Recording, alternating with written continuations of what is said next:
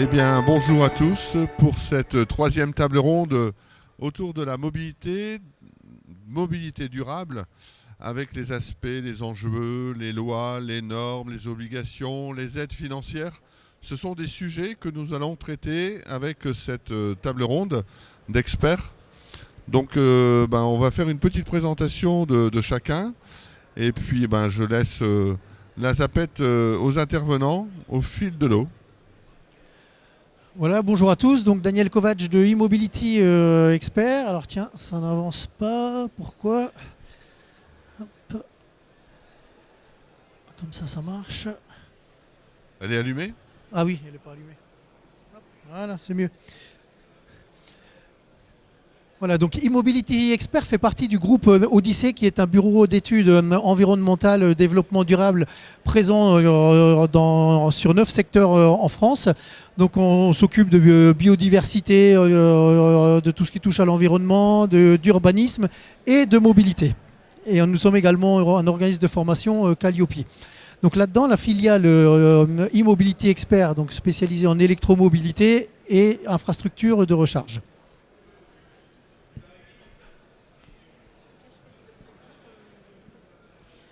Bonjour à toutes et tous. Donc, moi, je suis Maud Lingenheld.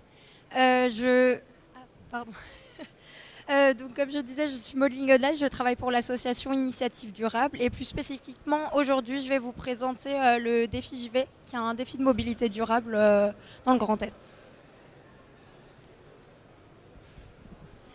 Bonjour à tous, je suis Vincent Pozzoli-Borgo et je représente la société Movivolt qui a une activité unique et très simple, la location longue durée de véhicules électriques pour les entreprises et pour les entités publiques et parapubliques.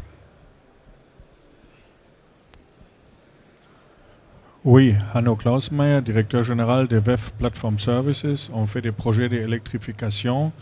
Et moi, en particulier, avec mon équipe, on fait des logiciels de supervision des bornes et de gestion d'énergie et d'autres projets informatiques. Donc on voit bien que sur cette table ronde, on a des défis à cette mobilité décarbonée, la mobilité durable, avec différentes offres possibles. Donc avant de commencer sur les offres et sur les solutions, on va parler de réglementation, d'objectifs et pourquoi il faut décarboner la mobilité pour des enjeux climatiques, entre autres. Daniel va nous faire cette présentation générale. Oui, merci Jean-Luc. Donc effectivement, pourquoi il faut décarboner la mobilité? C'est que vous voyez ici l'impact sur le climat des différents secteurs en France. Et on voit que le premier secteur, c'est pour presque un tiers des émissions de gaz à effet de serre, c'est la mobilité. Donc qu'est-ce qu'il y a dans ce tiers? 53% liés à la voiture, 25% liés aux poids lourds et aux bus, 15% liés aux véhicules utilitaires et après un petit 4 et 3% pour d'autres modes de transport. Donc si on regarde effectivement, c'est l'impact en millions de tonnes de CO2 sur les dernières années. Donc depuis 2015, 2016, 2017, c'était assez stable, donc élevé. On a commencé en 2018 et 2019 a baissé jusqu'en 2020 avec une forte baisse entre 2019 et 2020 liée à un effet crise et la Covid. Alors, le rebond qu'on voit en 2021, c'est surtout lié à cette reprise après crise, donc je dirais que c'est un petit peu normal. Et ensuite, nous avons repris une tendance baissière, pas encore suffisante, mais quand même une tendance baissière depuis 2021. Donc tout ça, c'est poussé par de la réglementation que tu vas nous détailler. Alors effectivement, je ne vais pas vous la détailler, mais par contre, il y a de nombreuses réglementations autour du climat. Vous les voyez là au tableau. Donc le Grenelle 2, la loi l'homme, la loi climat et résilience. Enfin, il y a plein de décrets. Il y a beaucoup de choses qui régissent justement tout cet aspect environnement pour effectivement baisser nos émissions de gaz à effet de serre. Il y a des leviers pour aider tout ça? Alors effectivement, il y a des leviers. Ce sur quoi on va se concentrer là sur cette table ronde, c'est la mise en œuvre au niveau des entreprises. Donc dans les entreprises, il y a une politique RSE, donc responsabilité sociétale des entreprises, qui commence par le bilan carbone. Il faut que chaque entreprise sache finalement, étudie et connaisse son impact. Derrière, effectivement, bien souvent, c'est la mobilité qui sort en premier lieu, sauf à être dans le cadre d'une industrie qui est très polluante par ailleurs, mais c'est bien souvent la mobilité qui sort en numéro un. Donc il faut travailler cet aspect-là, mais il y a également des aspects à travailler au niveau de la biodiversité dans de nombreuses entreprises, et c'est très éloigné du cœur de métier, on n'y pense pas, mais ça ressort bien souvent dans le bilan carbone, et au niveau de la RSE, c'est à traiter. Et comment ça se fait? Comment on traite tout ça? Il y a un aspect gouvernance très important dans les entreprises, où il faut mettre en place des groupes de travail. Il faut vraiment communiquer pour avoir l'adhésion de tout un chacun au sein de l'entreprise. Donc ça passe par un vrai dialogue de toutes les parties prenantes. Alors le plan de mobilité employeur, appelé PDME, est déployé donc, dans le cadre de la RSE avec différentes phases. Évidemment, une préparation, une grosse phase de diagnostic, à savoir finalement comment gérer la mobilité, qu'est-ce qui se passe au niveau mobilité dans l'entreprise. Derrière ça, une fois qu'on a fait ce diagnostic, en découle des plans d'action avec en général des fiches actions qu'il faut donc découler, animer au sein de l'entreprise au fil du temps. Et on regarde régulièrement, à échéance en général tous les ans, on fait un point d'étape, savoir où on en est par rapport à tout ça. Et il faut évaluer le plan de mobilité. Donc ce qui est intéressant, effectivement, il faut travailler sur des plans de mobilité, il faut travailler ensemble en synergie, il faut faire travailler les employés. Et pour ça, Défi J'y vais peut accompagner les entreprises par des challenges qui vont être développés par Mode.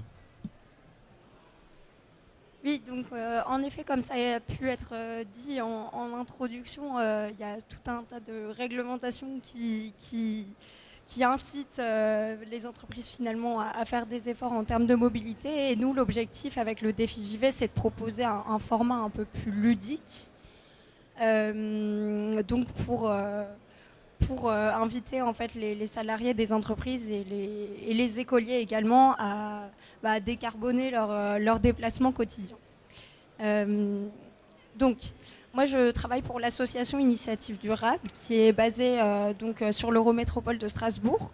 Notre cœur de métier, c'est l'accompagnement des entreprises et des territoires dans leur démarche RSE de façon globale. Donc, on a des actions vraiment d'accompagnement des entreprises via notamment l'animation de réseaux sur des sujets d'économie circulaire, d'écologie industrielle et territoriale, etc.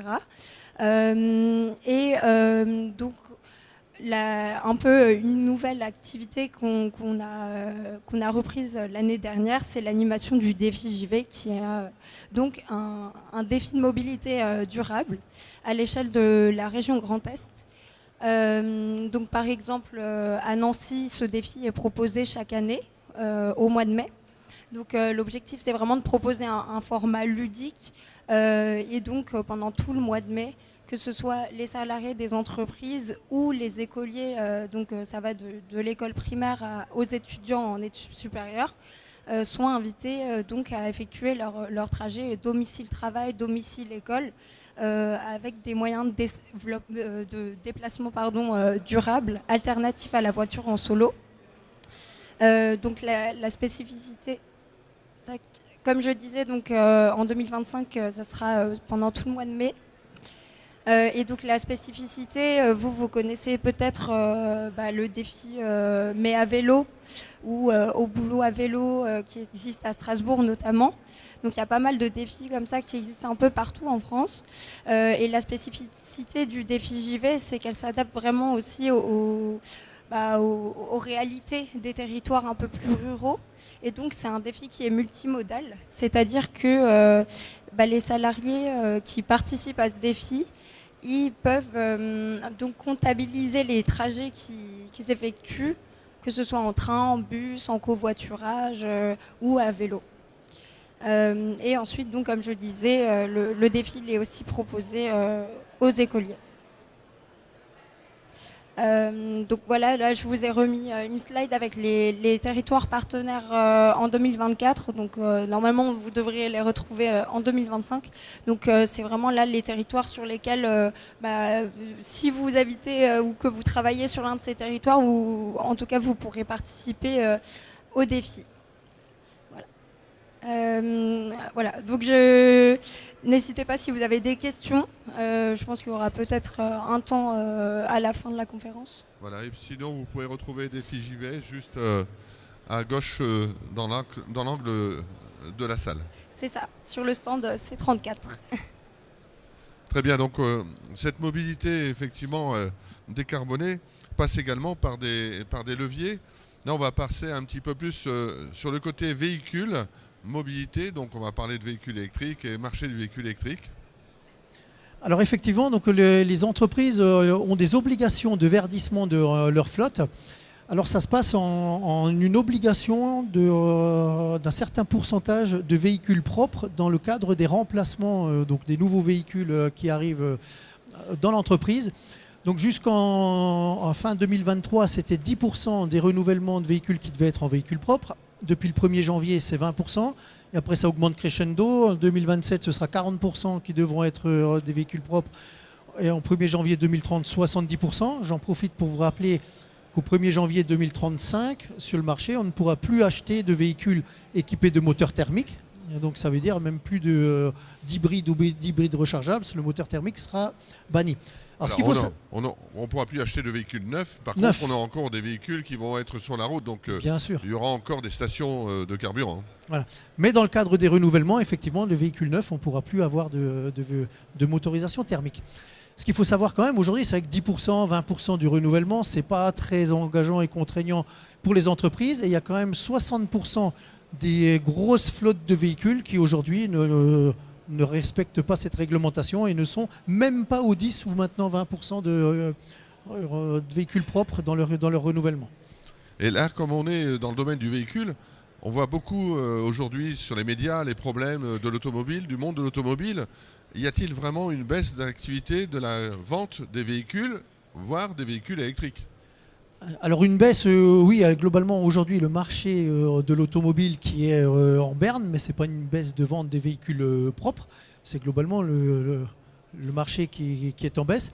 Et vous voyez sur cette vue quand même l'évolution donc de la pénétration du véhicule électrique sur le marché. On voit que dans les années 2010, il n'y en avait pas du tout. Ça a commencé les balbutiements en 2014-2015. Et réellement, à partir de 2019-2020, on a commencé à acheter des véhicules rechargeables, donc 100% électriques ou hybrides rechargeables. Donc enfoncés, ce sont les 100% électriques.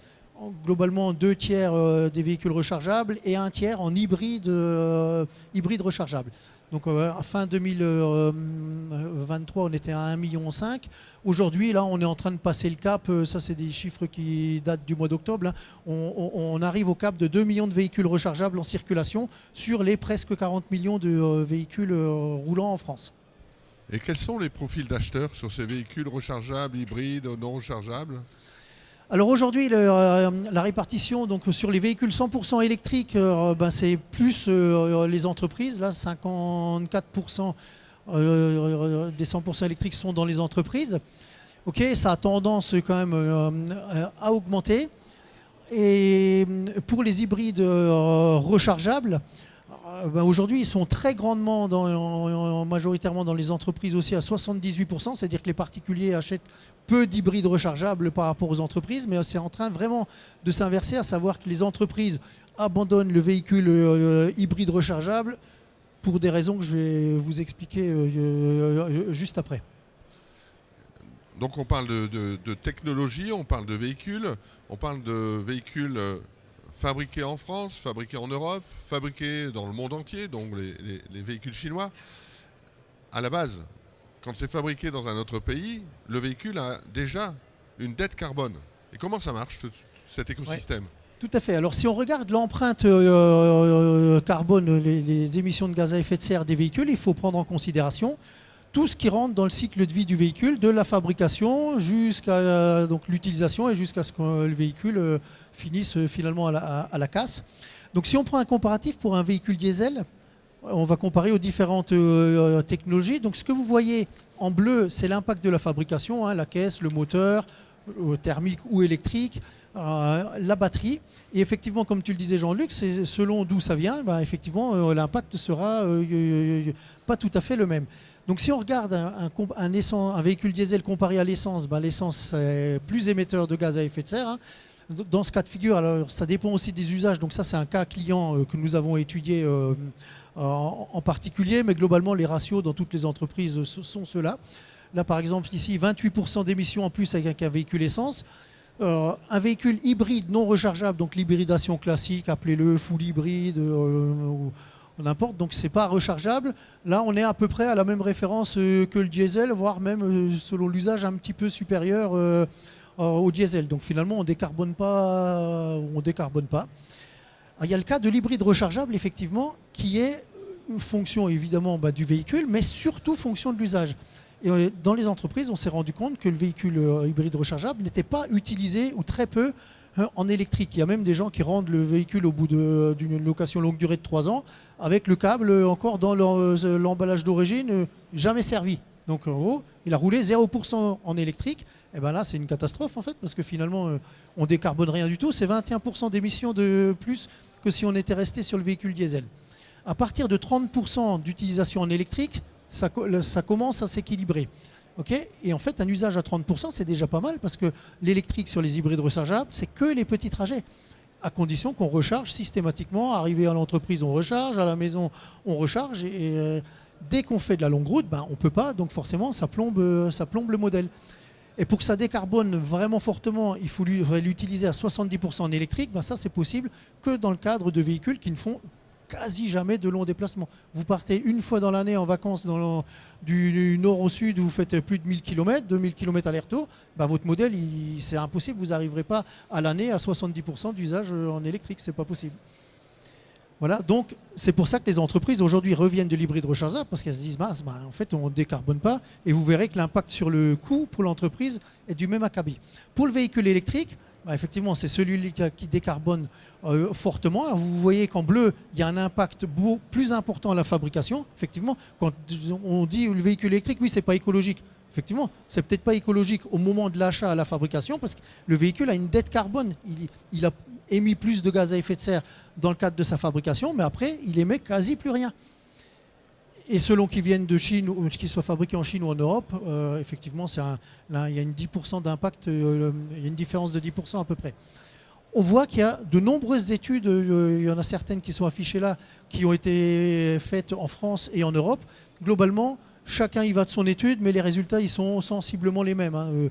Un véhicule électrique permet de décarboner à 60%, 80% d'émissions en moins. Enfin, voilà, globalement, tout le monde est d'accord. Après, on discute de la manière de voir les chiffres, etc.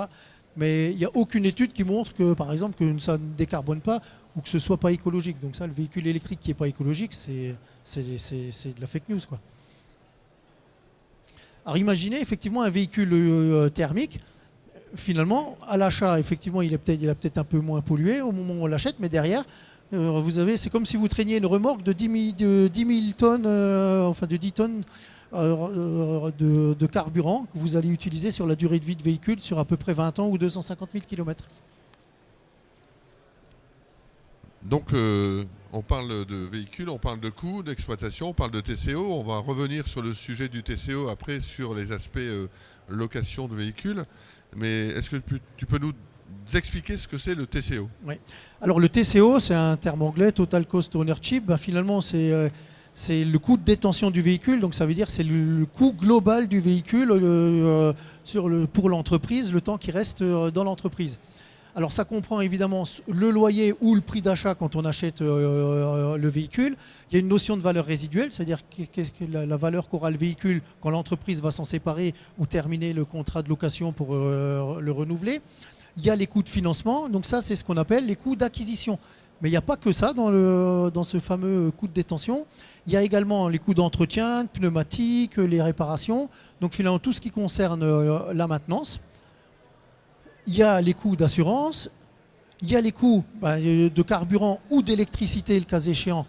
Et quand on parle de véhicules électriques, ne pas oublier d'intégrer dans ce coût également le coût de l'infrastructure des bornes, parce quand on va rouler à l'électrique, on va devoir équiper le parking de l'entreprise de bornes. Ça, il faut le mettre aussi en plus dans les coûts, sinon on compare des choses non comparables. Okay, donc ça, c'est finalement les coûts d'énergie. Et il y a plein d'aspects comme la TVA, le malus, les bonus, les taxes sur les émissions. Il y a des amortissements déductibles pour les entreprises qui pèsent lourd dans certains cas, et dans le cas des véhicules propres, c'est très avantageux. Il y a les avantages en nature qui sont calculés différemment. Donc c'est tout cet aspect fiscalité qui va également très fortement dans le sens des véhicules propres.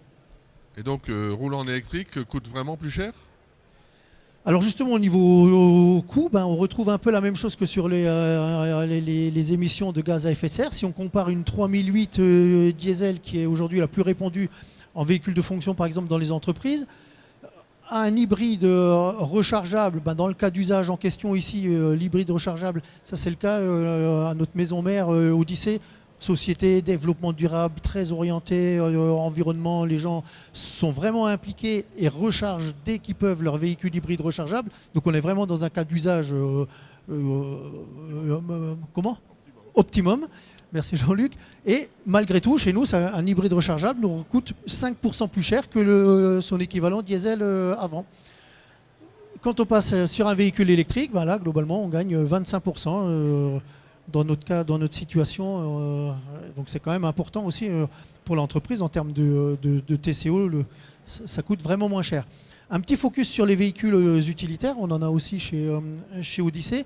Donc les petits utilitaires, globalement ça s'équilibre avec le diesel, là-dessus on n'a pas réellement de gain parce que la fiscalité est notamment un peu différente aussi. Et sur les gros fourgons, chez Odyssée on en a très peu, mais globalement sur les gros fourgons on arrive à s'y retrouver parce qu'effectivement là aussi il y a un aspect fiscal un peu différent et l'écart de prix entre le fourgon thermique qui coûte déjà cher et le fourgon électrique est un peu moindre que sur les petits véhicules. Voilà. Donc effectivement la réponse à la question c'est oui, en véhicule électrique ça coûte vraiment moins cher pour l'entreprise. Et finalement, si on regarde, on parle de décarboner le transport. Alors oui, il y a le véhicule, on en a besoin, mais dans le cadre notamment des plans de déplacement d'entreprise, on étudie aussi les manières de passer sur quelque chose d'autre que la voiture. Donc évidemment, ce qui émet le moins, c'est la marche à pied. Après, vous voyez sur le graphe le vélo électrique, un petit peu plus émetteur. Tout ce qui est, donc ça c'est l'empreinte carbone d'un kilomètre parcouru par une personne. Donc forcément quand on est dans les transports en commun, métro, train, bus, etc., c'est moins. Et le pire du pire, c'est la voiture thermique avec un seul passager. Bon, déjà si on est deux, forcément ramener à la personne, on émet moins. Donc effectivement, il vaut mieux covoiturer, mais par contre vraiment proscrire un seul passager dans un véhicule thermique, c'est ce qu'on a de pire. Voilà, donc on a vu effectivement les aspects des lois, des normes, des obligations, les problématiques, l'accompagnement qu'on peut avoir en matière de décarbonation, de la logistique, du transport et de la mobilité individuelle. On a parlé de mobilité collective. Là, on va parler un peu plus de quelles sont mes solutions en matière de location ou d'apport de solutions en matière de mise à disposition de véhicules et quel type de véhicule pourra être utilisé sur quel marché. Et donc Mobivolt va vous présenter leurs offres privées et publiques. Oui, bonjour à tous. Donc Mobivolt, c'est ça, c'est ce que j'ai tout à l'heure. Pour ne pas vous perdre dès le début parce qu'il y a pas mal de slides, mais rassurez-vous, je serai assez rapide. À une activité unique, c'est la location longue durée de véhicules électriques. La Mobivolt a une spécificité, c'est une filiale de deux très grands groupes, la Banque des Territoires, qui est en fait la Caisse des dépôts, et puis le groupe La Poste. Et le groupe La Poste, comme vous le savez, a un métier d'origine qui est le courrier. Le courrier décroît depuis une vingtaine d'années, ce qui n'est pas un gros mot à La Poste. Il y a cette baisse est encadrée et il y a beaucoup de relais de croissance. La Poste communique beaucoup dessus, dans le digital, dans les services et aussi dans tout ce qui est décarbonation. Et La Poste a une spécificité très importante. Il y a 70 000 véhicules en parc à La Poste, qui est la plus grosse flotte d'entreprises d'Europe. Et 40% de ces véhicules sont électriques. Et les premiers sont arrivés il y a 14 ans. C'est des Kangoo électriques qui avaient 30 km d'autonomie. Voilà, donc ces deux aspects-là fait que La Poste, avec la Banque des Territoires, s'est dit on pourrait dupliquer notre savoir-faire, l'externaliser, par contre, vraiment, en ne faisant que l'électrique. Voilà la création de Mobivolt, qui a 4 ans. maintenant. Alors vous avez des petits chiffres, effectivement, ça a été dit précédemment, hein, l'objectif c'est de baisser l'empreinte carbone et d'économiser les émissions de CO2. Voilà, donc la mission de Movivolt est très simple, hein, c'est d'aider les entreprises et les collectivités locales, aussi tout ce qui est public, à passer vers une mobilité plus propre, donc la mobilité électrique. Donc on propose des véhicules électriques. Nous avons aussi alors il y a peu de loueurs, hein, sur le marché. Il y a des gros loueurs qu'on connaît, ALD, Arval, qui sont des très bons loueurs. Notre différence, c'est que nous, on ne fait que d'électrique. Et puis également, nous ne sommes reliés à aucune banque. Donc nous avons une vraie liberté. Je ne dis pas que les autres n'en ont pas, hein, je ne veux pas être maladroit. Mais surtout aussi, nous avons des accords avec toutes les marques. On essaie évidemment de privilégier, ça a été dit avant, c'est logique, les marques françaises et européennes pour des questions aussi d'économie par rapport à l'empreinte. Voilà, donc pourquoi on électrifie votre flotte? Donc bien sûr, il y a la législation déjà qui peut paraître une contrainte, mais en fait à l'arrivée, comme ça a été dit par mon prédécesseur, est une vraie économie pour l'entreprise. Donc il y a une vraie logique dans la réglementation, voilà, et puisque ça va permettre aussi de faire des économies, la fiscalité bien sûr. Une voiture électrique, faut pas l'oublier, on ne le sait pas forcément, il n'y a pas vraiment d'entretien en fait, hein, il y a très peu d'entretien, il n'y a pas de, si je résume de manière un petit peu rapide, il n'y a pas de moteur presque, hein, puis il n'y a pas de fluide, il n'y a pas d'huile, voilà, donc c'est essentiellement les pneus et puis les freins et encore. Voilà, donc je n'insiste pas dessus. Voilà, donc on a aussi bien sûr à l'esprit la démarche responsable RSE qui a été évoquée tout à l'heure. Voilà, donc là il y a quelques marques qui sont citées, mais en fait ce sont toutes les marques. Movivolt aussi a une spécificité importante de par nos actionnaires, la Poste, la Caisse des dépôts. Nous avons un maillage territorial, une volonté d'être en proximité, très proche. Donc on travaille avec tous les distributeurs, tous les concessionnaires, les réseaux affiliés, que ce soit pour les commandes des véhicules, pour l'entretien, pour les réparations. Voilà, nous travaillons aussi avec un certain nombre de prestataires. Je passe rapidement, on n'est pas là pour faire de la pub un peu trop longue. Voilà, je vous donne quelques exemples de véhicules qui sont un petit peu les best-of sur le marché. Donc déjà les véhicules utilitaires. Vous avez donc notamment les autonomies, parce que les autonomies, quand on ne connaît pas électrique, font souvent très peur, mais aujourd'hui on arrive quand même à des technologies très abouties, avec des autonomies confortables, et puis on peut utiliser son véhicule, surtout quand c'est dans des circuits urbains, pendant 3, 4, 5, 6 jours sans recharge. Alors l'ennemi de la voiture électrique, c'est des jours comme aujourd'hui, c'est le froid. Le froid, quand on met le chauffage, et puis après, sans rentrer dans des aspects trop techniques, la batterie est un petit peu rétrécie, c'est une image, donc c'est moins optimisé. Mais sinon, à l'inverse, quand il fait chaud, il y a un stand là-bas qui propose de l'éco-conduite. Quand on conduit de manière économique, on peut aussi gagner l'autonomie. Par exemple, le Ford e-Transit, si vous êtes en plein été, au mois de juillet, vous roulez tranquillement, et ben, l'autonomie peut monter jusqu'à 440, 450, 460. Il faut le savoir aussi. Les véhicules particuliers les plus vendus, voilà, j'insiste pas trop, mais ça peut vous donner aussi une idée. Voilà, donc nous on a une offre assez complète, hein, avec tous les schémas de la location longue durée. La location longue durée, il faut savoir que c'est très encadré en France d'un point de vue légal, on ne peut pas faire n'importe quoi. Et puis il y a un syndicat qui s'appelle Sésame LND aussi, qui donne des règles très strictes. La location longue durée en France, à partir de 24 mois. En dessous, on parle de location moyenne durée, et avant 6 mois, de location courte durée avec les enseignes qu'on connaît. C'est classique, Hertz,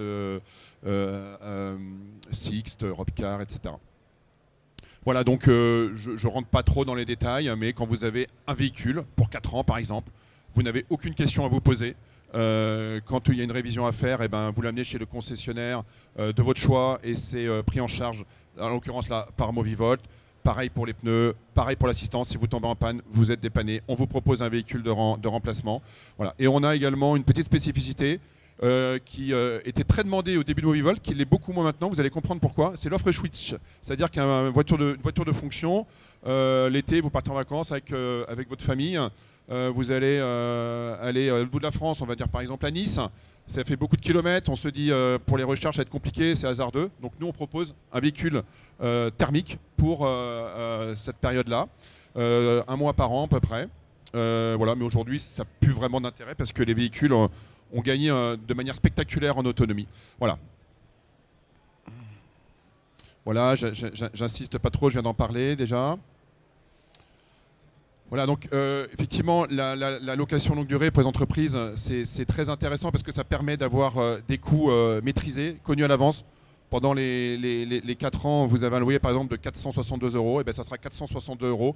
Vous n'aurez jamais de mauvaise surprise. Tout est pris en charge. Si malheureusement il y a une mauvaise surprise, c'est le loueur qui l'assume. Et donc pour une entreprise ou même pour une...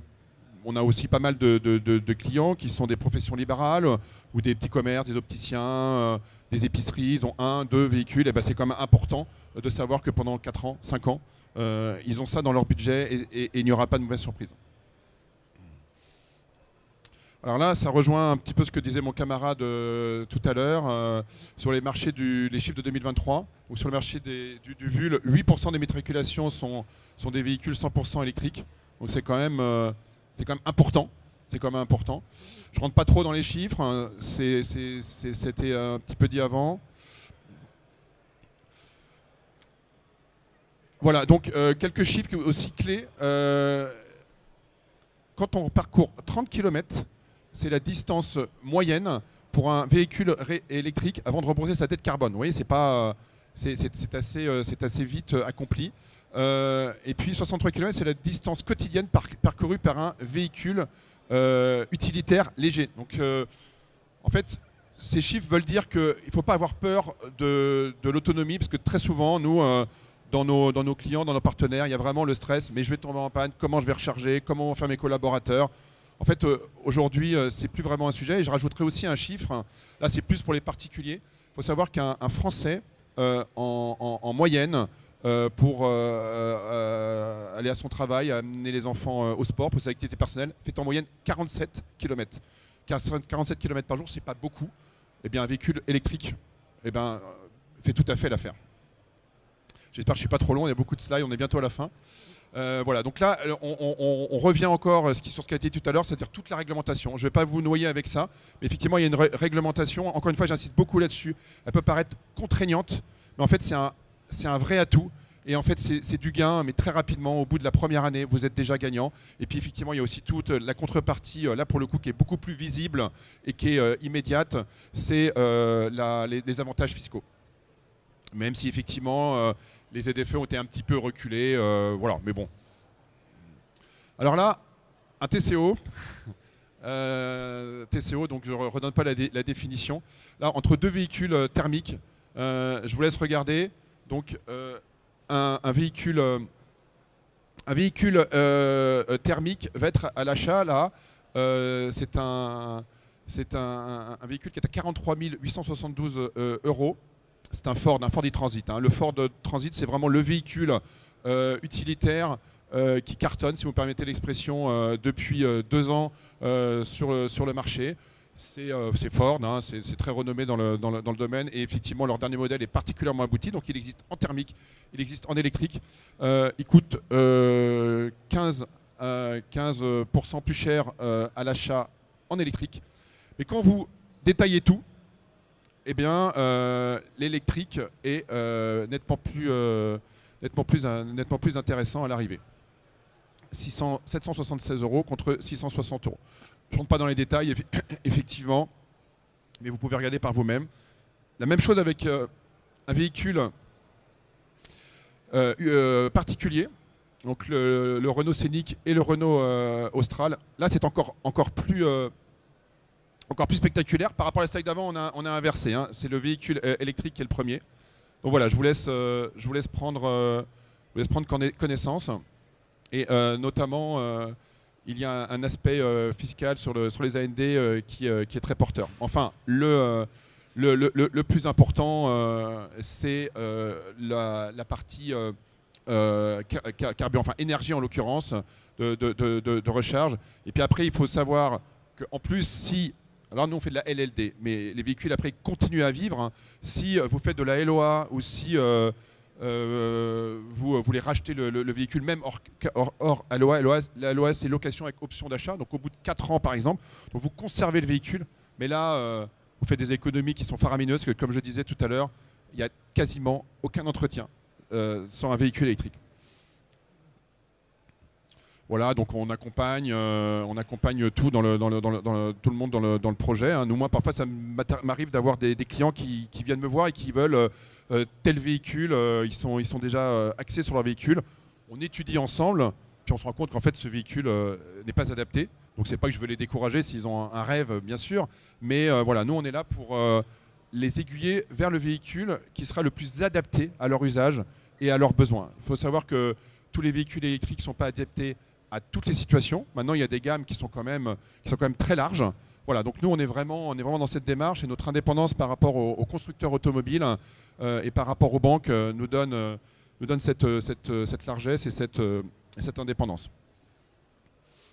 Voilà, donc nous avons un certain nombre de références, que je vous le disais tout à l'heure, de par nos liens avec la Poste et la Caisse des dépôts, on est vraiment dans une mission aussi vers les collectivités locales, vers tout ce qui est public. On a un certain nombre d'hôpitaux, on a beaucoup de mairies, on a des conseils départementaux, des conseils généraux. Voilà, on a également pas mal d'établissements médico-sociaux, on a des bailleurs sociaux. Voilà, et puis on a beaucoup d'entreprises privées. Movivolt, en 3 ans, s'est concentré sur des entreprises de taille moyenne, voire des toutes petites entreprises. Maintenant, on conserve cet axe, bien sûr, mais on va aussi vers des véhicules, des véhicules vers des entreprises plus grosses, voire carrément des grands comptes. Voilà, j'arrive à la fin. J'espère que je n'ai pas été trop long. Une dernière chose, véhicule électrique, on en parle beaucoup, mais on oublie aussi, je ne sais pas si certains d'entre vous roulent déjà en électrique, c'est un confort de conduite absolument exceptionnel. Les véhicules électriques, il n'y a aucune vibration, aucune secousse. C'est pour ça d'ailleurs que ça s'use beaucoup moins vite qu'un véhicule thermique. Bien sûr, il y a un silence absolu. Ce sont des boîtes automatiques exclusivement. Petit détail aussi, on ne passe pas la pompe, donc il n'y a pas aussi parfois des petites odeurs qui peuvent être désagréables, même si moi l'odeur du carburant ne me gêne pas. Voilà, et puis vous avez aussi un couple remarquable, vous avez une très bonne reprise, une bonne accélération. Voilà, donc n'hésitez pas à aller sur le site de Movivolt. On est une entreprise qui doit payer les salaires, gagner de l'argent comme tout le monde, mais on est vraiment dans une démarche très saine d'accompagnement, de conseils vers l'électrique. Voilà, merci de votre attention et j'espère que je n'ai pas été trop long. Merci Vincent pour cette présentation de Movivolt, cette offre assez large de véhicules. Bon, on a des véhicules électriques. Maintenant, il va falloir se connecter, il va falloir les recharger. On peut peut-être passer sur le TCO puisqu'on en a parlé juste avant. Mais comment on se recharge, à quel endroit on se recharge, dans quelles conditions et puis c'est un sujet très important parce que derrière il y a des problématiques d'énergie et de puissance énergétique. Oui. Alors effectivement, c'est souvent un souci, un sujet d'anxiété pour les gens qui passent à la mobilité électrique.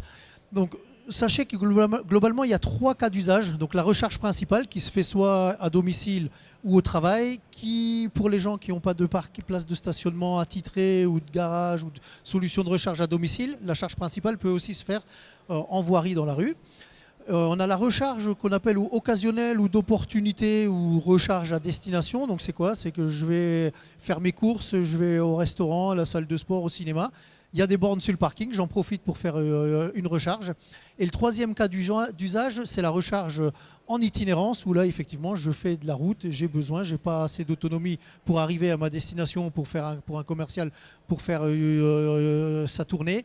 Eh ben, je m'arrête entre deux sur une station de recharge rapide, le temps le plus court possible pour faire entre guillemets un plein, ou c'est souvent pas tout à fait un plein, on recharge à 80%. Donc c'est là où ça recharge, on va dire, le plus vite. Et globalement, ce qu'on regarde, c'est combien d'autonomie on peut récupérer, genre 250 à 300 km. En combien de temps? Ça se passe en général entre 20 et 30-35 minutes selon le type de véhicule. Alors ça dépend aussi de l'infrastructure, mais si on va sur les grosses infrastructures, c'est plus le véhicule qui va être limitant. Il y en a qui rechargent beaucoup plus vite, où effectivement en 20 minutes on aura récupéré de quoi faire 300 km. D'autres, il faudra 35 minutes pour en faire 250. Voilà, mais sachant que le temps de charge dépend également du temps de stationnement. Quand vous achetez un véhicule, il faut savoir que à 80-90% du temps, votre véhicule est stationné. Donc il n'y a aucun problème pour pouvoir recharger sur des bornes publiques ou des bornes à la maison, le temps de dormir, le temps de déjeuner, le temps de travailler. La recharge en itinérance, là, on a besoin de puissance, on a besoin de rapidité de charge. Mais ce qu'il faut savoir aussi, c'est que la majorité de la durée de temps de présence sur les aires de service autoroutière est de 27 minutes et qu'une voiture électrique aujourd'hui se recharge entre 20 et 30 minutes. Donc on est pratiquement dans les ratios des arrêts autoroutiers. Mais est-ce que ça coûte cher de recharger la voiture par rapport au carburant?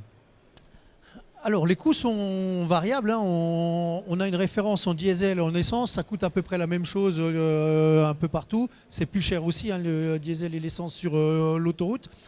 Mais par contre, en électrique, effectivement, on regarde les 3 cas d'usage que je vous citais. Donc à domicile ou à l'entreprise, globalement, le coût, c'est à peu près 3 centimes, 3 centimes et demi du kilomètre. Quand en voirie, ça va être plutôt 5 centimes du kilomètre. Et sur l'autoroute, alors là, ça peut être sur les grands axes routiers, ça peut être très variable, hein, de 6 à quasi 12 centimes le kilomètre. Alors ça dépend, souvent les gros rouleurs ont des abonnements, ce qui permet effectivement de diminuer le coût au kilowattheure, donc le coût au kilomètre. Pour ceux qui roulent qu'occasionnellement, en partant en vacances 1 ou 2 fois dans l'année, ils auront un coût un peu plus élevé. Donc si vous comparez ça en dessous au diesel, donc vous regardez la dernière colonne, c'est ça qui nous intéresse finalement, le coût au kilomètre. En diesel qui consomme 5 litres au 100, ça fait 8 centimes et quelques du kilomètre. En essence, c'est 12 centimes. Donc vous voyez que même sur autoroute, dans le pire des cas, si on n'est pas abonné, exceptionnellement, ça nous coûtera le même prix qu'en diesel ou en essence. Mais le reste du temps, quand on recharge à domicile ou en voirie, ça peut être 4 fois moins cher que le carburant. Alors tu parlais d'obligations, Jean-Luc. Donc effectivement, au niveau des entreprises, notamment pour les parkings, il y a un certain nombre d'obligations. Une première, c'est l'obligation de prééquipement qui concerne les bâtiments neufs ou les rénovations lourdes. En gros, ça veut dire quand il y a des travaux, il faut prééquiper, c'est-à-dire à minima tirer des fourreaux dans le cadre du génie civil pour pouvoir ensuite y mettre des bornes. Donc si on est dans un milieu résidentiel, ça veut dire qu'il faut prééquiper 100% des places de parking parce qu'elles sont toutes susceptibles de devoir accueillir des bornes de recharge. Alors que dans le non résidentiel, c'est 20% des places qu'il faut équiper. Parce qu'en non résidentiel, on ne va pas équiper 100% du parking d'une grande surface, par exemple en borne de recharge. La deuxième obligation, c'est l'obligation d'équipement. Ça veut dire l'obligation de mettre en place un point de charge opérationnel.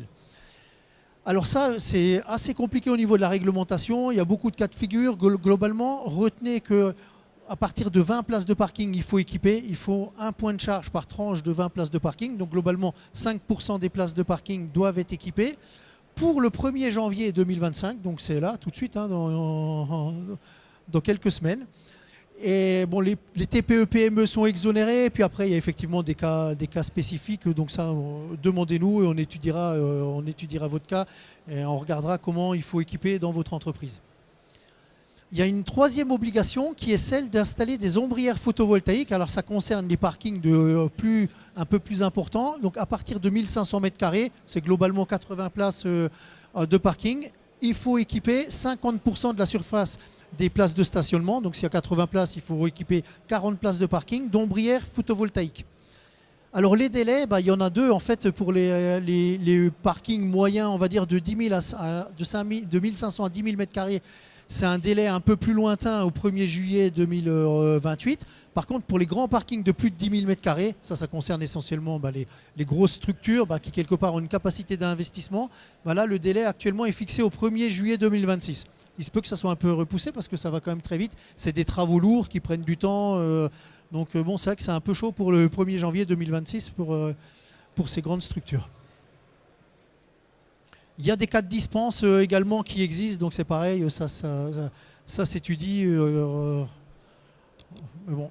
Et ce qu'il faut savoir aussi, c'est que autant pour les bornes de recharge, pour l'instant, il n'y a pas d'amende de prévu si vous n'avez pas équipé. Par contre, pour ces ombrières, c'est déjà prévu une amende de 20 000 euros par an, jusqu'à 20 000 euros par an en cas de non-équipement des parkings jusqu'à 10 000 m². Pour les plus gros, ça peut monter à 40 000 euros de pénalité par année de retard à l'équipement. Donc on a vu effectivement qu'il y avait des voitures électriques, des camions électriques, des camionnettes électriques. Tout ça, ça consomme de l'énergie. On a aujourd'hui des solutions d'alimentation, de distribution. On a la puissance sur le réseau. Jusqu'en 2035, on n'a pas de problème sur les réseaux, d'après des études Enedis. Par contre, il faut anticiper, il faut prévoir de gérer, piloter, contrôler cette énergie en adéquation avec les usages de la mobilité et de pouvoir en fait contrôler l'ensemble de cet écosystème avec un logiciel. Donc Hanno va nous expliquer un petit peu cette solution innovante de la gestion et du pilotage énergétique. Oui, effectivement. Merci Jean-Luc. Effectivement, avec plus de voitures électriques, ça veut dire plus de bornes. Plus de bornes, ça veut dire beaucoup plus d'électricité qu'il faut gérer. Quand on commence très modestement, bon, moi je me souviens encore quand j'étais président de SAP Labs France, on a commencé avec 3 bornes et 6 voitures Zoé électriques. Évidemment, personne n'a posé la question, est-ce que vous avez suffisamment d'électricité? Mais peu à peu, quand on a agrandi la flotte, on s'est mis à 40, 50 voitures. Plus tard, 8 bornes supplémentaires à 22. Après les premières bornes d'essai, 50 kW ABB. Plus tard, pendant le Covid, on a mis une borne de 150, les premières High Performance Charger. Et à un moment donné, on a dit, oula, maintenant ça commence à devenir un peu problématique. Avec l'électricité, on avait un tarif jaune, 200. Ah bon, on peut augmenter à 240. Bon, on a augmenté à 40. Mais après, bon, rapidement, on a consommé ces 40. Alors, quoi faire? Bon, après, on s'est dit, bon, on va faire plusieurs choses. La première chose qu'on a fait, c'est qu'on a déjà discuté avec Daniel, on a mis des ombrières. C'est-à-dire, on a dit, bon, comment on peut obtenir plus sans passer via un tarif vert qui coûte quand même extrêmement cher. Parce que bon, c'était aussi une option. On m'a proposé, bon, monsieur Klausmeier, mettez un transformateur sur votre terrain, là, vous devrez juste dépenser plus que 300 000 euros et tout va bien. Mais bon, à un moment donné, j'étais chef d'entreprise, il faut toujours un peu balancer ce qui est souhaitable et ce qui est économiquement viable. Bon, c'est toujours un peu les deux là. Bon, en tout cas, même avec les ombrières, à un moment donné, on est tombé à une certaine limite. Et on s'est dit, bon, il faut quand même superviser mieux qu'est-ce qui se passe avec les voitures. On a vu, bon, ça consomme comme ça. Et à un moment donné, on s'est mis dans la partie, ce qu'on appelle smart charging. Yeah? Évidemment, tout d'abord, on a commencé juste à superviser. En réalité, le point de départ pour moi de commencer à développer un logiciel de supervision, c'est très simple. Parce que quand on a commencé... au début, il n'y avait même pas une connexion à Internet des bornes. Je n'étais même pas conscient qu'on pouvait les connecter à cette époque-là. C'était 2015, 2014, 2015. Mais ce qui m'a vraiment embêté à cette époque-là, constamment, les gens avaient des problèmes avec les câbles. Ça a commencé que les bornes, ils ont commencé à manger les câbles, comme je l'ai dit là. C'est-à-dire, ils n'ont pas lâché les câbles. Et tout le temps, les employés sont venus chez moi m'embêter. Ah non, qu'est-ce que je fais là? Et j'ai dû aller en bas, aller au grand interrupteur, redémarrer la borne pour sortir le câble.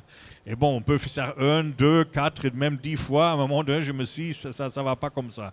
Et c'est à cette époque-là, j'ai détecté la possibilité de connecter les bornes via Internet. C'était le point de démarrage de notre programme de développement des logiciels. Bon, on a vu qu'il y avait quelque chose, mais on a commencé et on a fait la tarification.